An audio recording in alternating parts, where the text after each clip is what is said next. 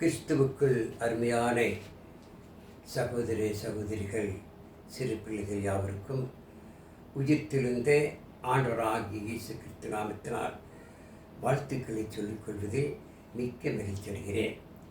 எனக்கு அன்பார்ந்தவர்களே, மீண்டுமாக இந்த கர்த்தரினாலே நாம் ஒன்று கூடி பரலோகத்து தேவனை ஆவியோடும் உண்மையோடும் தொழுது கொள்ளும் சிலாக்கியத்தை பெற்றமைக்காக நாம் தேவனுக்கு நன்றி செல்வோம்.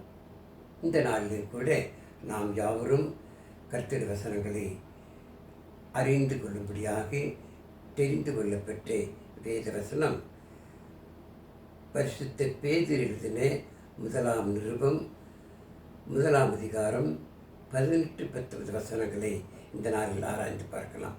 பாருங்கள். 1 பேதுரு 1 அதிகாரம் 18-19 வசனங்கள்.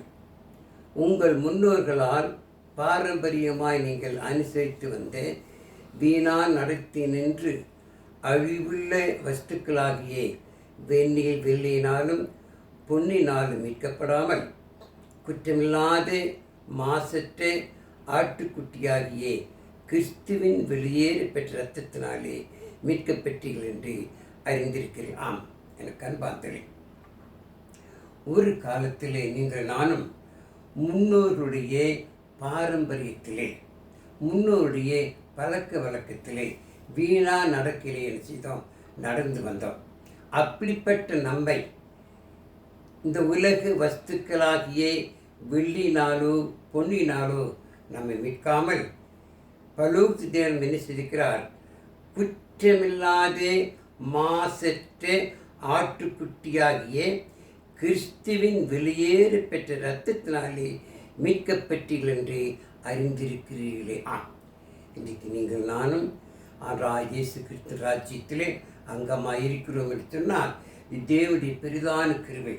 இந்த கிருபை நாம் எப்படி பெற்றுக்கொண்டோம் என்று சொன்னால், இயேசு கிறிஸ்துவின் குற்றமில்லாத, எந்த குற்றமில்லாத மாசற்ற அவருடைய வெளியேற பெற்ற இரத்தத்தினால் நீங்கள் நான் நேசிக்கிறோம், மீட்கப்பட்டிருக்கிறோம். தேவனுடைய கிருபை, தேவனுடைய அநாதி திட்டம், அநாதி தீர்மானம். இந்த திட்டத்தின் கீழ்தான் இன்னைக்கு நீங்கள் நான் கிறிஸ்துக்களாக வாழ்ந்து கொண்டிருக்கிறோம். கிறிஸ்து ராஜ்யமான சபையிலே அங்கமாயிருக்கிறோம். இதை குறித்து வெளிப்படுத்திய விசேஷத்திலே வாசிக்கும் பொழுது அது சிலுவைக்கு பிறகு நாம் அங்கு வாசிக்கலாம். பாருங்கள், வெளிப்படுத்திய விசேஷம் 5 அதிகாரத்துக்கு நான் திருப்பம் பாருங்கள். வெளிப்படுத்திய விசேஷம்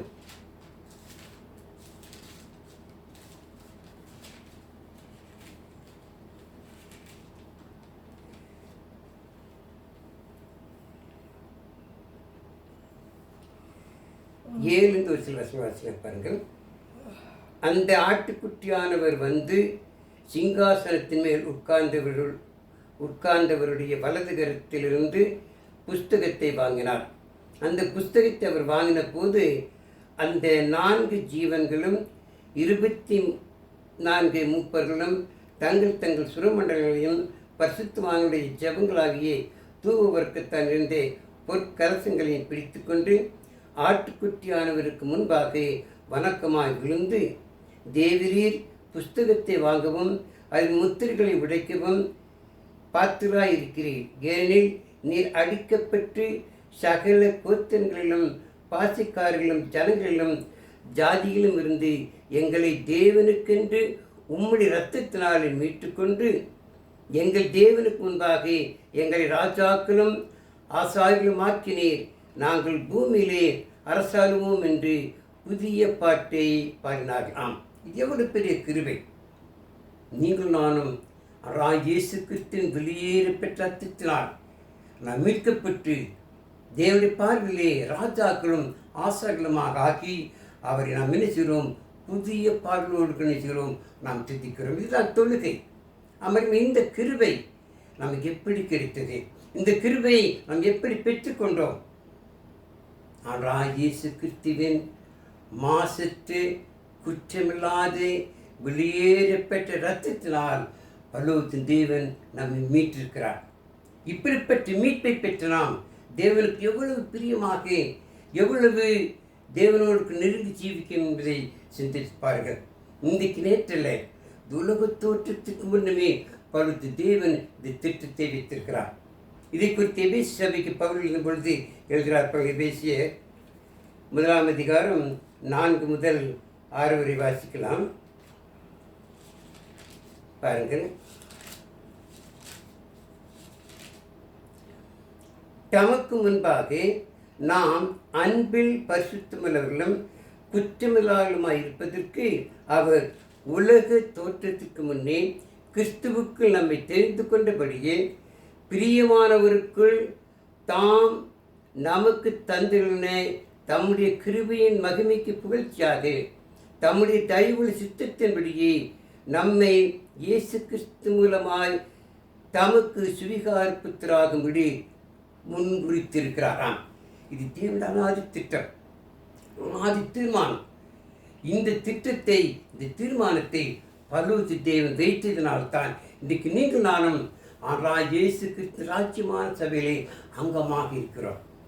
இதற்கு காரணம் இயேசு கிறிஸ்துவின் வெளியேற பெற்று மாசற்று குற்றமில்லாத இரத்தத்தில் நினைக்கிறோம், நாம் கழுவப்பட்டிருக்கிறோம், மீட்கப்பட்டிருக்கிறோம். ஆரம்ப காலத்தில் இந்த நிகழ்ச்சி நடைபெறுவதற்கு முன்பதாக, இயேசு கிறிஸ்து பிறப்பதற்கு முன்பதாக, இயேசு கிறிஸ்து பிறந்த செய்தியை மீட்பர்கள் மூலமாக அறிவிக்கும் பொழுது பாருங்கள், இப்படியாக அறிவிக்கின்றார்கள். லூக்கா எழுதின சுவிசேஷம் 2 அதிகாரத்தில் திருப்புவோம்.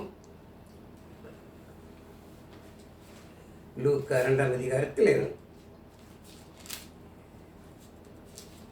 பாருங்கள். அப்பொழுது அந்த நாட்டிலே மேய்ப்பர்கள் வயல்வெளியில் தங்கி ராத்திரியிலே தங்கள் மந்தையை காத்து கொண்டிருந்தார்கள். அவ்வேளையில் கர்த்தருடைய தூதன் அவரிடத்திலே வந்து நின்றான். கர்த்தருடைய மகிமை அவர்களை சுற்றிலும் பிரகாசித்தது. அவர்கள் மிகவும் பயந்தார்கள். தேவ தூதன் அவர்களை நோக்கி, பயப்படாதிருங்கள், இதோ எல்லா ஜனத்துக்கும் மிகுந்த சந்தோஷத்தை உண்டாக்கும் நற்செய்தியை உங்களுக்கு அறிவிக்கிறேன். இந்த கர்த்தராகிய கிறிஸ்து என்னும் இரட்சகர் உங்களுக்கு தாவீதின் ஊரிலே பிறந்திருக்கிறார்.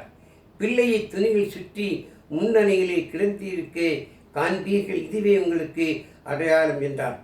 அந்த சனமே பரமசேனின் திரள் அந்த தூதர்களுடனே தோன்றி, உன்னதத்தில் இருக்கிற தேவனுக்கு மகிமையும் பூமியிலே சமாதானமும் மனுஷன் மேல் பிரியமும் உண்டாவதாக என்று சொல்லி தேவனை துதித்தார்கள்.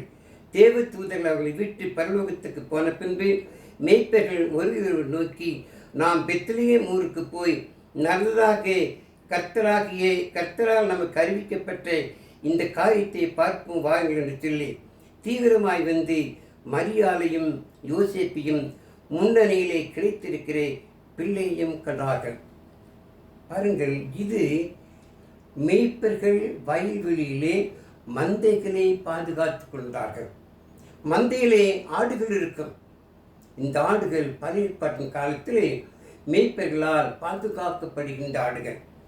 வயல்வெளியில் ஒருவேளை மேய்ப்பர்கள் ஆடு மேய்த்திருந்தால் பகலில் தான் மேய்த்து கொண்டிருப்பார்கள். ஆனால் இது மேய்ப்பர்கள் மந்தையை பாதுகாத்து கொண்டிருக்கிறார்கள்.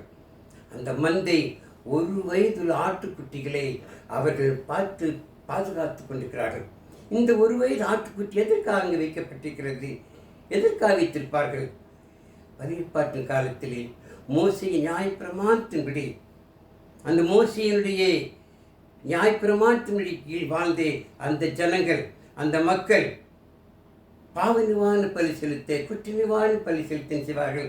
ஆடுகளை கொண்டு வந்து பலி செலுத்துவார்கள். அந்த ஆடுகளைத்தான் இந்த மேய்ப்பர்கள் பாதுகாத்து கொண்டு வந்தார்கள். அந்த ஆடுகளை கொண்டு வந்து அவர்கள் பலிபீட தண்டை வைத்து என்ன செய்வார்களாம், அதை முக்கியமான ஆசாரியர்கள், முக்கியமான போதர்கள் முன்னால் வந்து நின்று அதை என்ன செய்வார்கள், அதை கழுத்தை விட்டு பலி செலுத்துவார்கள். இன்றைக்கும் அந்த நிகழ்ச்சி நடக்கிறது பாருங்கள். இன்றைக்கு வாழ்கின்ற அநேக ஜனங்கள் இந்து சமயத்தை சார்ந்தவர்கள் செய்கிறார்கள், ஆடுகளை பலி செலுத்துவதை பார்க்கிறோம். அப்படி ஆடுகளை பலி செலுத்தினால் அந்த இரத்தத்தின் மூலமாக புண்ணியங்கள் கிடைக்கும், அந்த இரத்தத்தின் மூலமாக பாவங்கள் கழுவப்படும் என்று சொல்லி இன்னைக்கும் அதை செய்தார்கள். அன்றைக்கும் அதை அந்த காலகட்டத்தில் தான் இயேசு கிறிஸ்து பிறந்த செய்தியை தேவதூதன் மேய்ப்பர்களுக்கு அறிவிக்கின்றார். மேய்ப்பர்கள் அதை பார்த்து கேட்டு உடனே புறப்பட்டு வந்து என்ன செய்கிறார்கள்? யோசேப்பின் மரியாதை முன்பதாக ஆண்டவராகிய இயேசு கிறிஸ்து முன்னணியில் இருப்பதை பார்த்து அவர் சந்தோஷப்பட்டார்கள். ஆமரிமார்களே, ஆண்டவராகிய இயேசு கிறிஸ்து பிறப்பதற்கு முன்னமே இயேசு கிறிஸ்து இப்படியாக நமக்காக பாடுகள் படுவார், துன்பங்கள் படுவார் சொல்லி ஏசாயா தீர்க்கதரிசி முன்னுமே அறிவித்திருக்கிறார். நான் வாசிக்கலாம் பாருங்கள். ஏசாயா 53 அதிகாரத்தில் நான் வாசிக்கும்போது பாருங்கள். ஏசாயா 53 அதிகாரத்தில்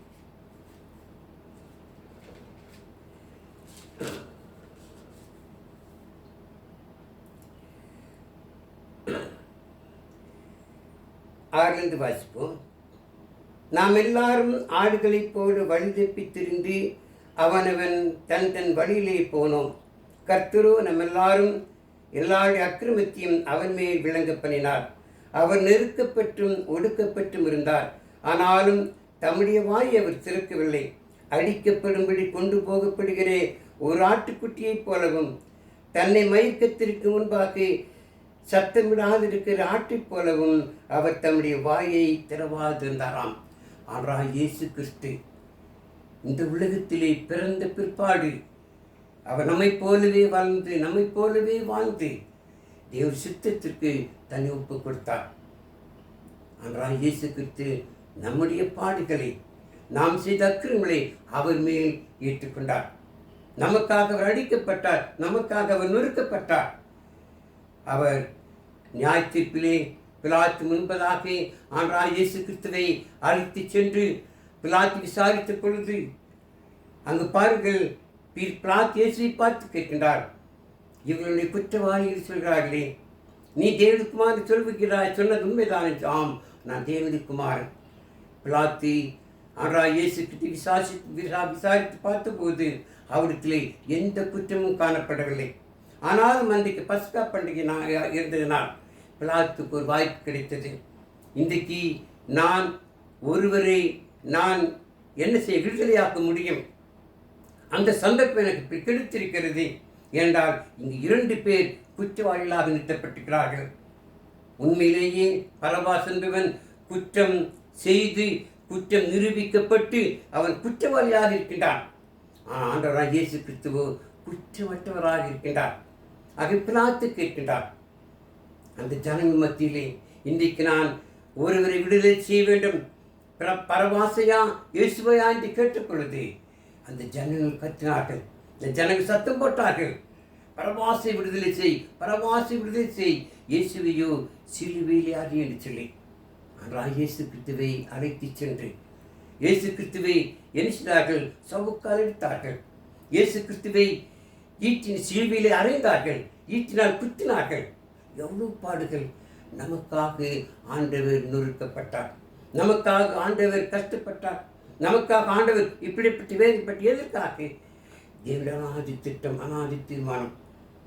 அதாவது பழைய காலத்திலே ஆடுகளை பரிசீலித்தினார்கள்.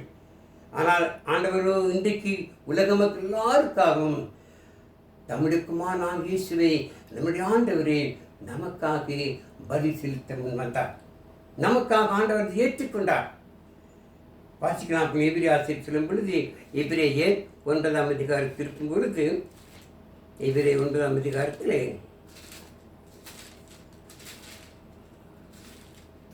பாருங்கள்,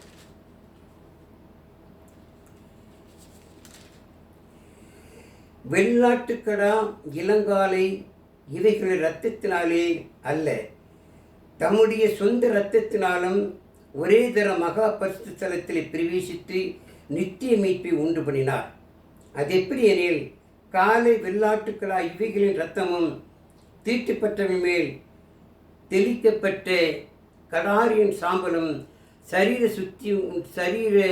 சுத்தி உண்டாக்கும்படி பரிசுத்தப்படுத்துமானால், நித்திய ஆவியினாலே தம்மைத்தாமே பழுதற்ற பலியாக தேவனுக்கு ஒப்பு கொடுத்து கிறிஸ்துவின் இரத்தம் ஜீவனுள்ள தேவனுக்கு ஊழியம் செய்வதற்கு உங்கள் மனசாட்சியை செத்த கிரிகளால் அலற சுத்திகரிப்பது எவ்வளவு நிச்சயமாமறிமாங்க.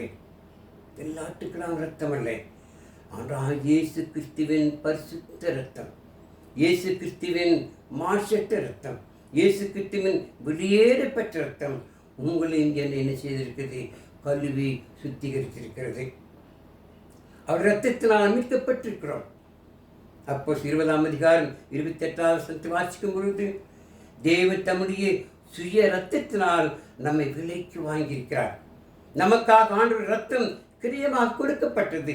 அதனால் தான் பேதுரு கூறுகிறார், நாம் தேவனுடைய பிள்ளைகளாக ஆனால் இயேசு கிறிஸ்துவனுடைய மாசற்ற குற்றமில்லாத வெளியேறப்பட்ட ரத்தத்தினால் நாம் மீட்கப்பட்டிருக்கோம். அப்படி மீட்கப்பட்ட நாம் தேவனுடைய பார்வையிலே எவ்வளவு பயபக்தியோடு, எவ்வளவு கீழ்ப்பெயரோடு, எவ்வளவு தேவன் பிரியமான மக்களாக வாழ வேண்டும் பாருங்கள். அப்படிப்பட்ட வாழ்க்கை வாழ தேவன் நம்மை விரும்புகிறார்.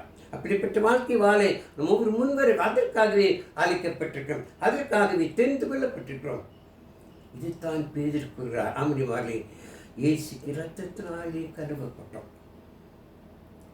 யோவான் ஸ்நானம் சொல்லும் பொழுது அன்றாட இயேசு கிறிஸ்து யோவான் ஸ்நானகன் அநேகருக்கு யோர்தானத்தில் ஆசான் கொடுத்த பொழுது அநேகர் இயேசுவின் அதாவது யோவானத்தில் வந்த அப்பொழுது இயேசுவும் வருகின்றார் நாம் சாணம் பெறுவதற்காக.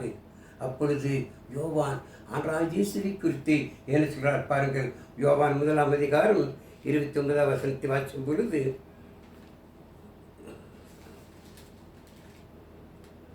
பாருங்கள்,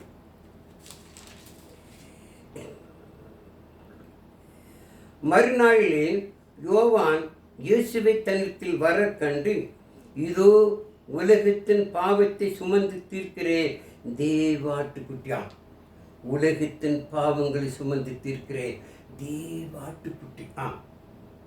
பழைய பாட்டின் காலத்திலே 4 காலுள்ள ஆடுகளை பலி செலுத்தினார்கள். ஆனால் பரலோகத்தின் தேவன் ஆனால் இயேசு கிறிஸ்துவை நம் எல்லாருக்காக பலி செலுத்தினார். அவர் நம்முடைய பாவங்களை கழுவதற்காக தேவாட்டுக்குட்டியாக வந்தார். அமரிமாறு அந்த ஆட்டுக்குட்டியாக ஆனால் இயேசு கிறிஸ்துவின் ரத்தத்தினால் மீட்கப்பட்ட நாம் தேவன் பிள்ளையாக மாற்றப்பட்டது நமக்கு கிடைத்த ஒரு பெரிய சாக்கியம். இது நமக்கு மாத்திரமல்ல, உலக மக்கள் அத்தனை பேருக்கும். ஆனால் இயேசுக்கு தூளித்து அறிவித்த பொழுது மத்திய 14 வாசிக்கும் பொழுது, வருத்தப்பட்டு பாரம் சுமக்குள்ளே எல்லாரும் இடத்திலே வாருங்கள், நான் உங்களுக்கு இளைப்பாறுதல் தருவேன்.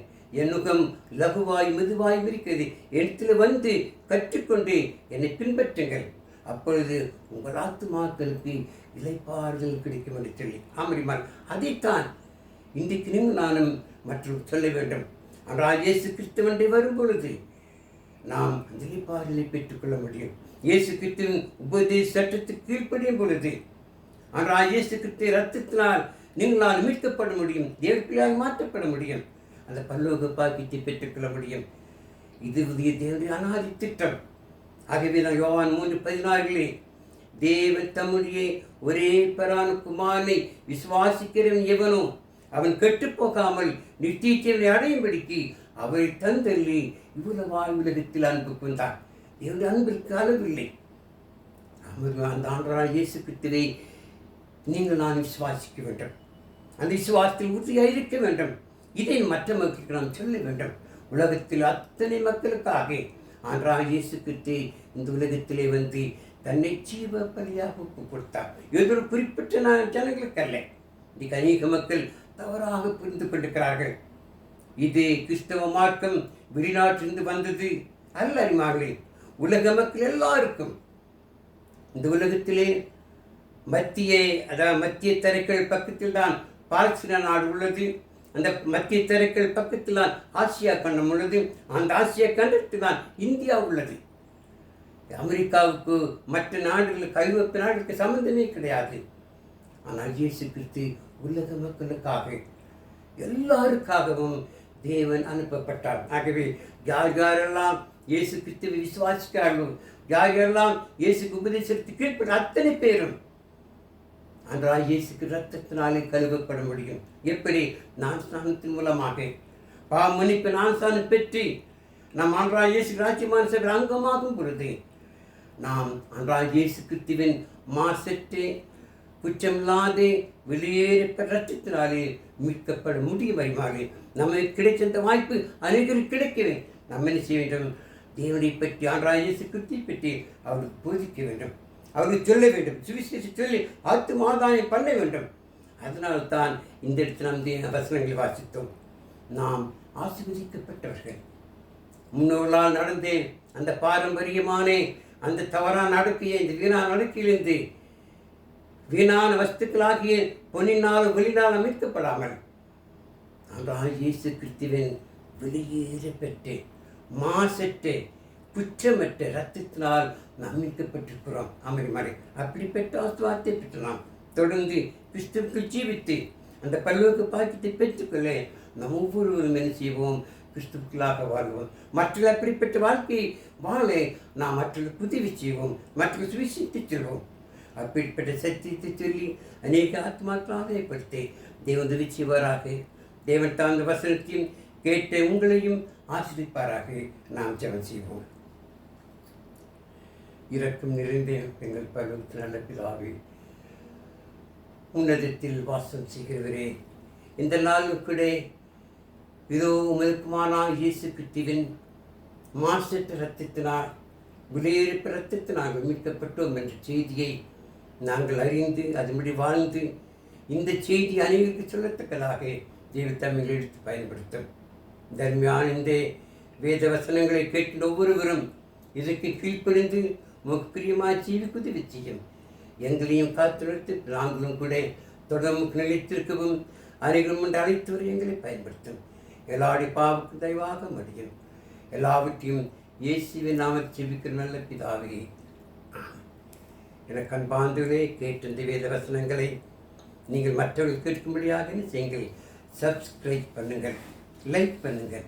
அறிகிறதை கேட்டு பிரயோஜனப்பட உதவியாயிருக்கும்.